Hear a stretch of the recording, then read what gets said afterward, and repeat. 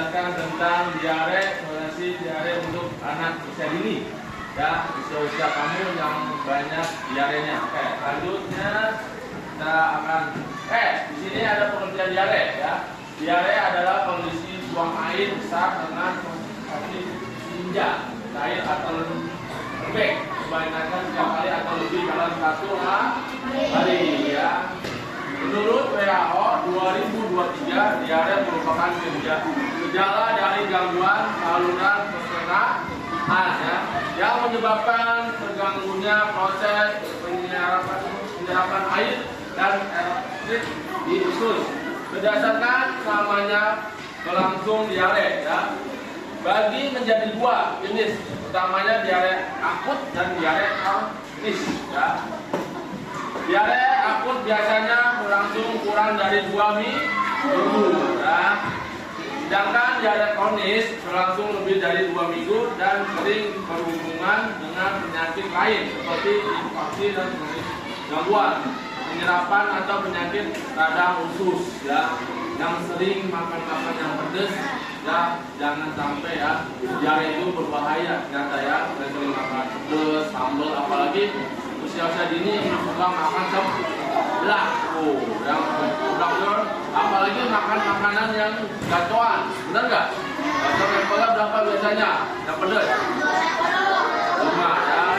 Oke, itu namanya pengertian diare. Selanjutnya, faktor risiko diare ya. Faktor risiko utama diare meliputi 1. Kualitas air minum yang tidak higienis. Seperti apa ya? Minum-minuman yang manis-manis tuh, suka manis ya, itu bisa diare, benar nggak? Ya, yang kedua, kebiasaan tidak mencuci tangan. Tuh, sebelum makan harus wajib mencuci tangan. Ya, jangan sampai tidak mencuci tangan, akan menjadi diare nanti. Yang keempat, yang ketiga, menyimpan makanan yang tidak tepat. Tuh, harusnya makanannya harus tepat. Dalam buat besok harus taruh di mana? Di freezer atau di bowl?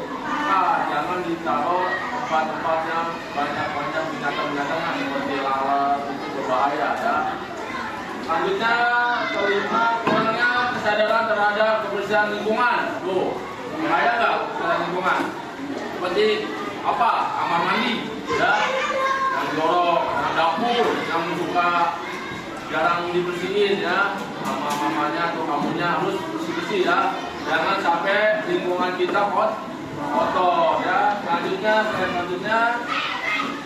penyebab dan akibatnya terjadinya diare ya. Secara umum penyebab diare dibagi menjadi 2 kategori besar, ada infeksius dan non infeksius.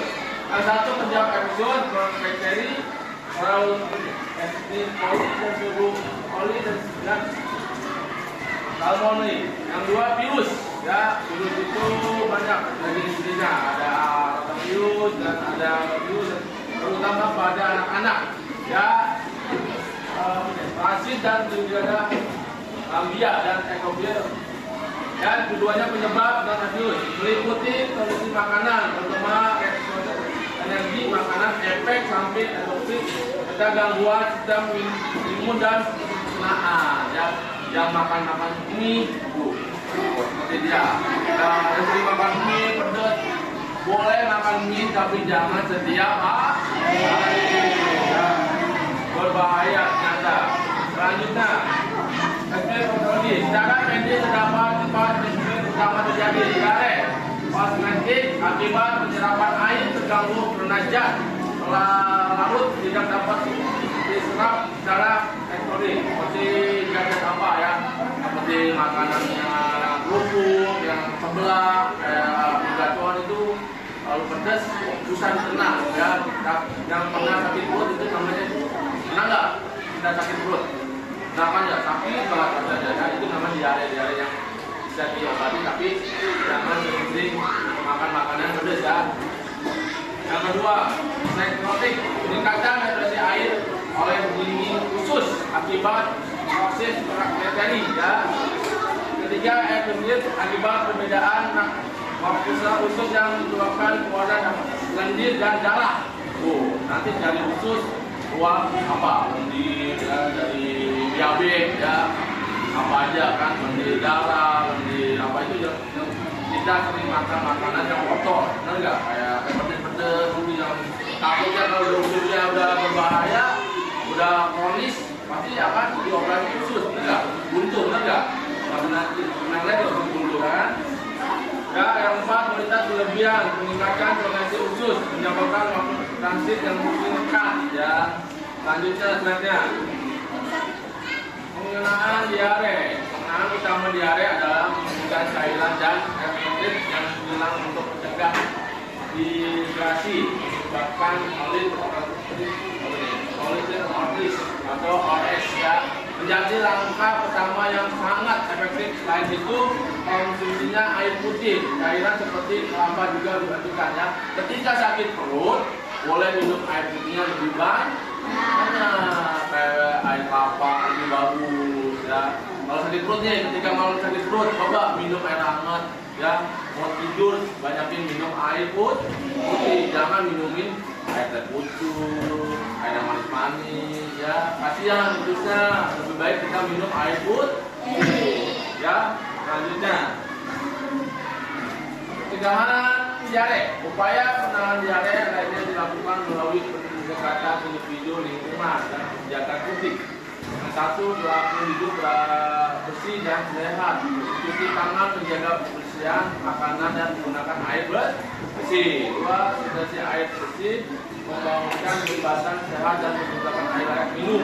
Yang ketiga, emisi protein terbukti menurunkan kejadian diare pada bayi hingga 4 atau 60%. Yang keempat, diisi masyarakat memperbanyak kesehatan oleh tenaga medis dan pemerintah. Yang dari ini melaporkan khusus secara rutin dan kondisi wabah lebih cepat ya. Kita harus jaga-jaga usus kita ya, jangan sampai masih muda udah usus butuh operasi mau nggak. Dan makanya makan makanannya harus dijaga ya. Kita harus sehat usus kita atau badan kita ya. Yang kesimpulannya, diare merupakan salah satu penyebab utama kesehatan dan kematian. Berbahaya, terutama di kalangan anak-anak dan masyarakat dengan akses radiasi yang rendah. Penyebabnya bisa berasal dari infeksi maupun non infeksi dengan maksimal kompleks yang melibatkan gangguan ya. Menyebabkan cairan usus. Pencegahan diare membutuhkan upaya penyaluran melalui perilaku hidup bersih, penyediaan air bersih, edukasi masyarakat, serta imunisasi.